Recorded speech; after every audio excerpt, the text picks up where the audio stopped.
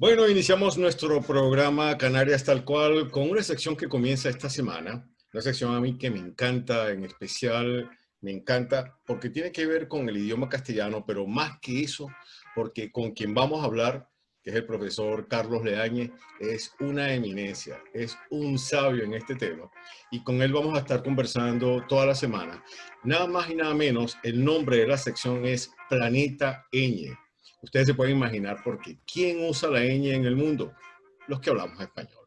Pero antes de darle la palabra al profesor Carlos Leañez, quiero leer rápidamente, aunque sea un pequeño resumen de su currículum. Conferencista internacional, comentarista y articulista sobre lenguas, globalización e Hispanoamérica. Consultor en lenguas y liderazgo en debate político en medios corporativos. Profesor universitario de idiomas, habla español, francés, inglés y alemán. Diseño de curso de humanísticos para científicos a nivel universitario. Especialista en políticas lingüísticas y modernización de las lenguas. Sólida experiencia en dirección de organismos internacionales de promoción de lenguas y cultura. Y estudioso del cuento latinoamericano como objetivo de narrativa corta.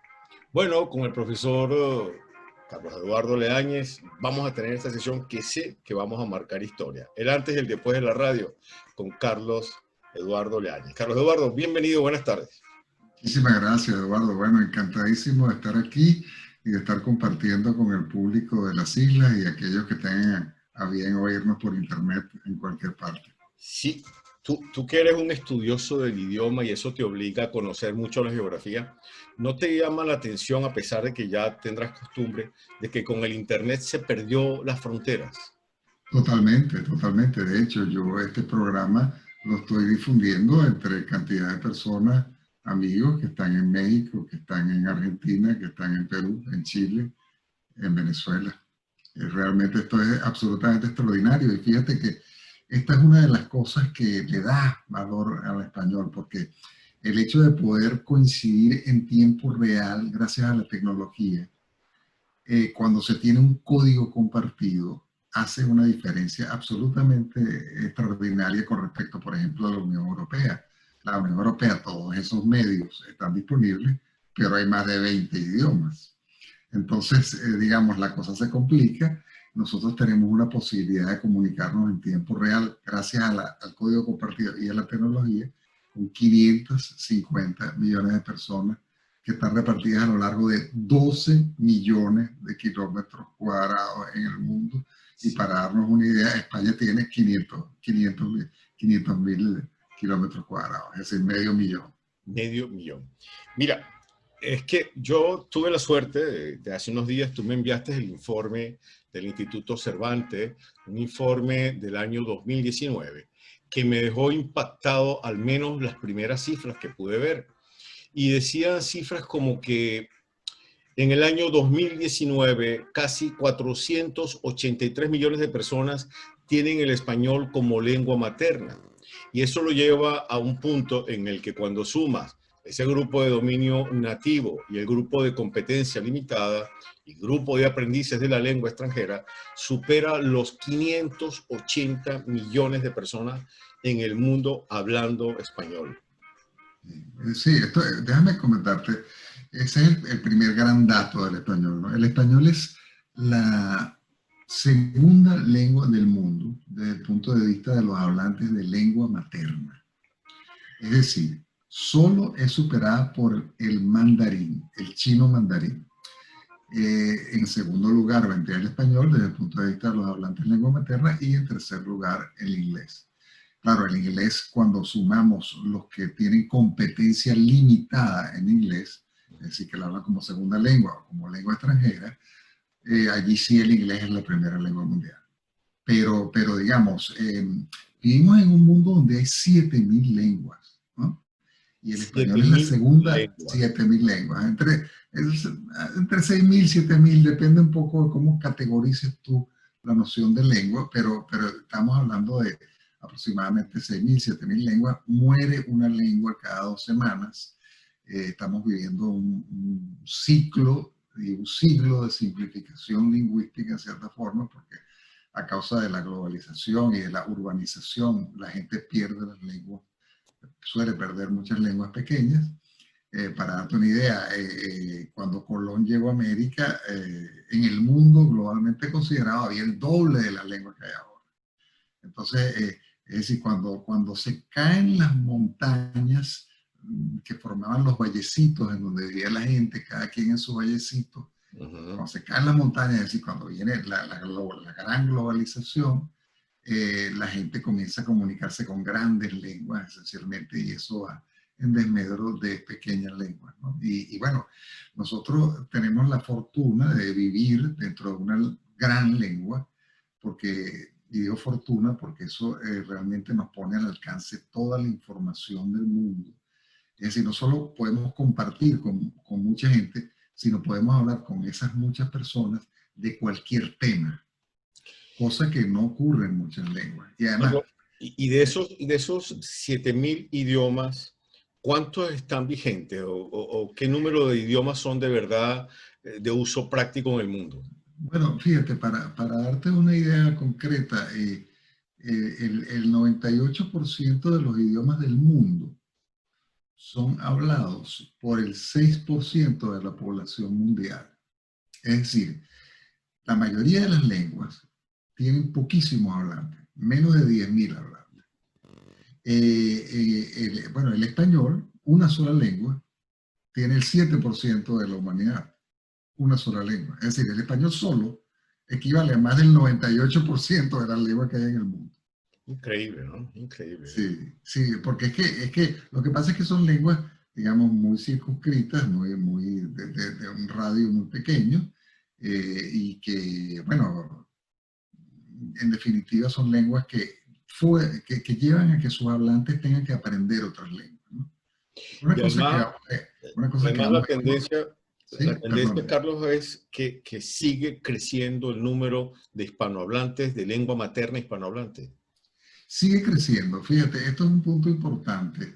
El español es de las grandes lenguas del mundo, una de las pocas que todavía está creciendo desde el punto de vista demográfico, ¿no?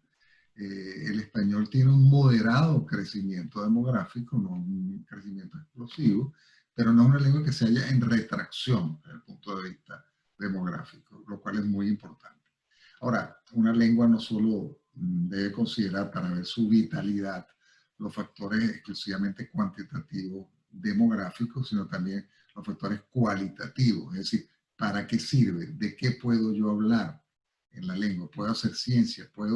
Es decir, yo puedo hacer todo aquello que me ocupa en mi lengua. Entonces, en la medida en que yo más cosas puedo hacer en mi lengua, menos tentación tengo de irme a otra.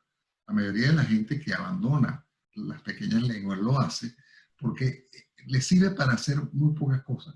Es decir, y entonces comienzan a verse tentados por irse a otras lenguas. Por ejemplo, para hablarte de Venezuela, en nuestro país de origen, realmente en Venezuela, si uno quiere pagar los impuestos, tiene que pagarlos en español. Es decir, no hay manera de pagar los impuestos en Yanomami. Claro, obviamente. Entonces a medida que la gente habla un idioma más minoritario, más forzada se ve a aprender otro idioma. ¿Mm? Para que esto quede muy claro, la mayoría de la gente que habla inglés solo habla inglés. Pero, por ejemplo, una persona que habla holandés habla por lo menos otra lengua. ¿Por qué? Porque mientras más pequeña es tu lengua, más necesidad tienes tú de aprender otra. Entonces, los hispanohablantes solemos no aprender muchas lenguas extranjeras. De ¿Por hecho, se qué? dice que sobre todo los españoles, los de la península ibérica, les cuesta mucho aprender el inglés. ¿Se deberá a eso que tú estás comentando?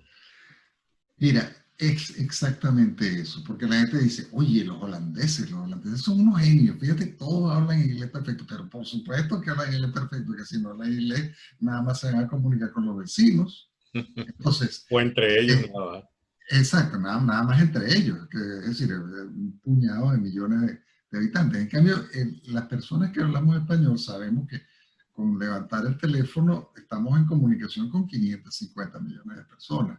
Pero no solo eso, es decir, tenemos libros, tenemos producción audiovisual.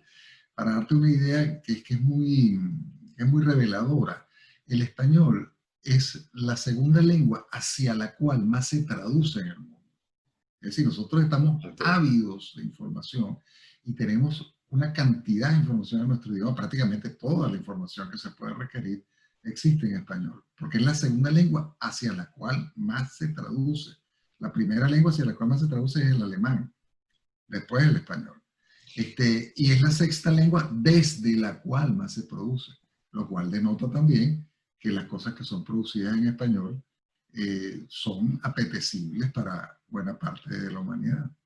Mira, y siguiendo con el informe y las estadísticas, entonces, ¿dónde es el país del mundo donde más se habla el español? El país, la primera potencia hispanohablante, indudablemente es México. México es de lejos el primer país hispanohablante y recordemos que México era la Nueva España. Es decir, México era el virreinato de la Nueva España, cuya sede se hallaba en lo que es hoy Ciudad de México, y en torno a esa capital gravitaba un territorio mayor que el de Brasil, en ese solo En ese virreinato. pedazo, sí. En ese solo virreinato. Entonces, México, y además, si nosotros sumamos a México todos los hablantes que se encuentran en Estados Unidos de origen mexicano y que se encuentran casi todos ellos en estados que eran parte de México y que fueron arrebatados por los Estados Unidos en el siglo XIX a México. Y bueno, la cantidad, para darnos una idea, de cada 4 hablantes de español, uno es mexicano. Increíble, sí. Uno es mexicano, sí, señor. Y entonces el segundo país leía que es Colombia. O sea, Es segundo México y país. segundo Colombia. Me llamó la atención mucho, ¿no? Sí, Por los 48 sí, millones de habitantes. es correcto. Sin embargo, en los Estados Unidos, allí hay una cantidad de hablantes de español aproximadamente 60. Es decir, lo que pasa es que, claro, como el español no es lengua oficial, se tiende a computar con menos precisión esto, pero hay mucha gente que dice que la primera economía en español del mundo es la economía de los hispanohablantes de los Estados Unidos. O sea, donde más potencial hay económico. Increíble. Exactamente, exactamente. Todas las cadenas de televisión, todos los circuitos, incluso editoriales y todos los negocios que se hacen en español en los Estados Unidos, es asombroso. De hecho, las personas que hablan español en los Estados Unidos se les ofrece una posibilidad de aumento de salario, es decir, es un plus. Cuando uno va a pedir un empleo en los Estados Unidos y declara saber español, inmediatamente hay posibilidad de negociar un aumento por eso. Increíble, qué bueno ese dato. Sí, Una, pero no te vayas a Miami. uno desde aquí, sí, claro, salvo que te vayas a la Florida, ¿no? Pero una cosa que también me llamó la atención en el informe del Instituto Cervantes es que es el idioma que más se está estudiando también en el mundo. Hay más Sí, estudiantes estudiando español que otros idiomas. bueno, ¿O ahí hay una variación? el idioma más estudiado del mundo como lengua extranjera indudablemente es el inglés. Yes. Muy de lejos, muy por encima de todos los otros. Ahora, la pregunta es cuál es el segundo, ¿no? Y recordemos siempre, estamos hablando de 7.000 lenguas, ¿no? Entonces, el segundo idioma, también aquí hay una guerra de estadísticas, para algunos es el francés, para otros es el español. Pero el español es la lengua extranjera más estudiada en los Estados Unidos, de lejos. Es la lengua más considerada como la más importante para aprender en el Reino Unido. Es la lengua más estudiada después del inglés en Francia, para hablar de la Unión Europea. Es la lengua estudiada después del inglés más estudiada en Brasil. El español es la primera lengua de América, vamos a tener esto también claro. El 40% de los hablantes de español, de los hablantes de América, de las Américas todas, son hispanohablantes. El inglés es la segunda lengua de las Américas, con 36%. Entonces, El español es la gran lengua de las Américas y el español yo siempre digo que sin un ánimo, con un ánimo absolutamente descriptivo, ¿no? El español es una lengua americana de origen ibérico, porque el 90% de los hablantes de español están en América. Apenas el 10% se reparte el resto de los hablantes y, por supuesto, España es el corazón de ese 10%, pero hay también hablantes en Guinea Ecuatorial, hay también hablantes en Filipinas, etc. Claro, había un dato en el informe que también me llamó la atención y es que, por ejemplo, países como México, Colombia o Venezuela, el 98 o 99% de la población habla español, pero no ocurre así en España. En Mm, España el porcentaje es menor, o sea, creo que es el 87, algo así. sí, claro, claro, porque, digamos, en América el español no tiene competencia, es decir, es indudablemente la lengua vehicular, ¿no? Y fíjate, es muy interesante recalcar esto, ¿no?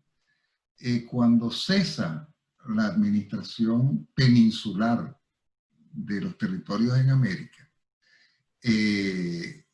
lo que algunos han llamado la independencia, La guerra de independencia, sí. cuando eso ocurre, y España cesa la administración de España, apenas el 33% de la población de Hispanoamérica hablaba español.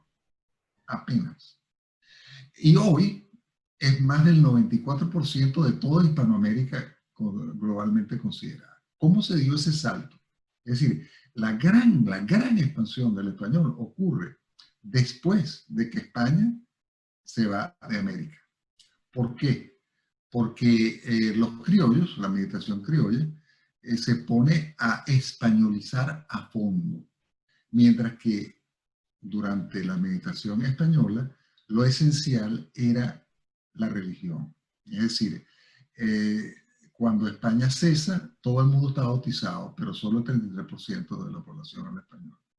Y entonces cuando se fundan las repúblicas separadas de España, el afán de la clase dirigente es que todo el mundo hable un idioma, porque se busca que todo el mundo sea ciudadano en una república de corte liberal en el sentido del siglo XIX.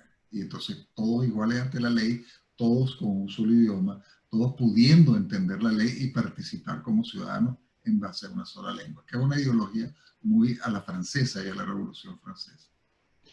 Entonces, sociológicamente, económicamente, en pleno siglo XXI, hablar español y para España como país de origen del idioma es muy importante. Entonces, somos una potencia, aunque no quisiéramos. Mira, nosotros somos una potencia indudablemente. Lo que pasa es que somos una potencia que no nos vemos a nosotros mismos porque estamos divididos en 22 países. Pero cuando uno suma el territorio, la potencia económica, etcétera, etcétera, evidentemente que nosotros somos una potencia. Lo que pasa es que cuando ocurre el proceso de separación de España, de los estados hispanoamericanos, eh, ese proceso no se da de manera, de manera desinteresada, ¿no? Es decir, la guerra de llamada independencia no era una guerra entre España. Lo que voy a decir sé que puede impresionar a muchas personas, pero no era una guerra entre España y no era una guerra entre realistas, partidarios de España, y patriotas, partidarios de las nuevas repúblicas. Era una guerra entre España e Inglaterra, en donde Inglaterra se aseguró primero de que existiese la separación y que luego de la separación surgieran no 4 estados, que hubiese sido lo normal, uno girando en torno a Ciudad de México, otro girando en torno a Buenos Aires, otro girando en torno a Bogotá y otro girando en torno a Lima, sino 20 estados. ¿Por qué? Porque divide y reinarás. Claro, claro, claro. De hecho, el propio Bolívar trata de recoger las velas y en el sentido de la división, y trata De unificar la de gran unificar colonia. un poco el tema en el Congreso de Panamá, etcétera, y de generar porque se da cuenta de que, bueno, de que el mismo Bolívar habló de republiquetas, ¿no? De que son repúblicas muy pequeñas y que en realidad no tienen el peso específico que correspondería si hubiese mayor unidad. Imagínate tú que el virreinato de Nueva España, bueno, estuviese entero. El virreinato de Nueva España prácticamente llega hasta Alaska. Hasta, Entonces, imagínate. sí, entonces estamos hablando es decir, la desmesura del imperio español es lo que llevó a la pérdida del imperio español. Porque es que, claro, cuando uno es el más poderoso, todo el mundo está buscando socavarlo. Claro. Todo el mundo está buscando socavarlo, porque es una amenaza para los otros, ¿no? Pero España, el imperio español era la primera potencia mundial y después de la separación de las repúblicas hispanoamericanas, bueno, entra en una fase distinta, pues que no voy a calificar, pero que indudablemente no es de apogeo. Mira, fíjate tú lo que te voy a contar esto que yo creo que es muy ilustrativo y que a los oyentes también los puede ilustrar mucho. El mejor politólogo lingüístico era Yahvé, el Dios del Antiguo Testamento. Dios vio que los hombres estaban creando la torre de Babel y vio que esa torre era tan poderosa y portentosa que estaba desafiando el propio poder de Yahvé. Entonces, ¿qué hizo Yahvé? Confundió las lenguas, porque Yahvé, y lo dice así expresamente en el Antiguo Testamento, como hablan una misma lengua, serán capaces de las más grandes empresas. Entonces, ¿qué es lo que hace Yahvé? Los pone a todos a hablar una lengua distinta. No se pueden comunicar entre ellos y la gran torre de Babel pues, no llega a su conclusión. Nosotros, y eso es decir, nosotros, el problema que tenemos entre nosotros los hispanoamericanos es que nos creímos los pequeños relatos. Es decir, creímos que Venezuela, Ecuador, Colombia, Argentina eran de una gran especificidad. No, no, no. Nosotros somos lo suficientemente semejantes entre nosotros y lo suficientemente distintos de los otros como para ser una nación. Nosotros, de hecho, a mi manera de ver, nosotros somos una nación. Lo que pasa es que no tenemos Estado. Pero lo somos. Y yo Sí. diría que ya porque los minutos se nos están acabando, la Torre de Babel es la península ibérica, definitivamente. Porque aquí es donde yo veo que hay más dificultad y más pelea para seguir hablando el español. Bueno, es decir, imaginémonos, Eduardo, que la lengua que nosotros hablamos y en la cual fuimos arrullados es hablada por cada vez menos personas, nos sirve para hacer cada vez menos cosas. ¿Cómo nos sentiríamos? Nos sentiríamos muy mal, muy mal. Es Sí. decir, yo puedo entender que la gente que habla una lengua, digamos, cuantitativamente pequeña, tenga todas las ganas del mundo de defenderla a fondo. Ahora, lo que no se puede perder de vista es que si mi lengua es pequeña, yo necesito aprender otra. Entonces, ¿por qué no ha de ser esa el español en la propia España? Es decir, a mí me alarma un poco ver que en España muchas personas ya no están hablando tan bien español como sus padres y sus abuelos. A mí me parece que hay que sumar en lo que a conocimiento lingüístico se refiere. Me parece muy bien que hablen mejor gallego que sus abuelos, pero que, por ejemplo, el hablar bien gallego nos lleve a hablar menos bien Que no español que sea sus stringente. padres. Una cosa no excluye a la otra. Exactamente, ir sumando. Pero, digamos, yo puedo entender perfectamente que se dé un combate muy apasionado en torno a las lenguas, pero, insisto, de lo que se trata es de sumar. Todas las lenguas son maravillosas. Hay algunas que nos sirven para unas cosas, otras para otras. Pero cuando la lengua es pequeña, esencialmente nos sirve para la identidad, solo. Y eso es fundamental. Es decir, no estoy diciendo que no vale ese combate, pero siempre hay que tener también en vista el factor comunicación. Es decir, España no debe perder por ningún concepto, a mi manera de ver, el que todos los españoles hablen español como lengua vehicular, sin que por ello no hablen Renuncien a sus hablar lenguas respectivas otras lenguas. en aquellas autonomías que tengan una lengua distinta al español. Bueno, Carlos, se nos acabó el tiempo, lamentablemente. Estaríamos horas aquí, la verdad, disfrutando con tu conversación. Planeta Ñ. Volvemos la semana que viene, no, dentro de 15 días. Esta sesión la De- vamos a tener cada 15 días. Bueno, dentro de vamos a 15 esperar días. con mucha expectativa. El próximo tema ya no los contarás, ya iremos adelantando un poco cuando estemos anunciando. Próximo miércoles, entonces volvemos con, próximo no, dentro de 15 días con Planeta Ñ. Carlos Eduardo Leáñez. Muchísimas gracias, Eduardo. Un gran abrazo y de verdad encantadísimo. Gracias, Carlos. Se la están. Cuídate. Adiós.